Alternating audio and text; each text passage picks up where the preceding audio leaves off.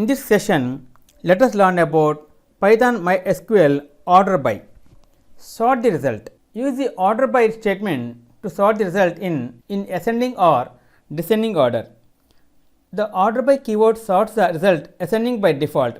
To sort the result in descending order, use the DESC keyword. Sort the result alphabetically by name result. See, by writing and executing this code by using sort method, see the result returns this. Entire value sorted. Order by DESC. Use the DESC keyword to sort the result in a descending order. See the example, sort the result reverse alphabetically by name. See, by writing and executing this code using DESC command, see the entire results was printed in descending order. Okay friends, this is the end of part 7 Python MySQL OrderBy. In next video, let us learn about another topic Python MySQL delete from by.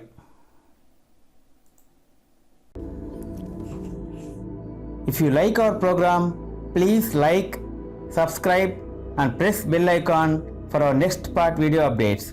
Thank you friends. Meet you in next video. All the best.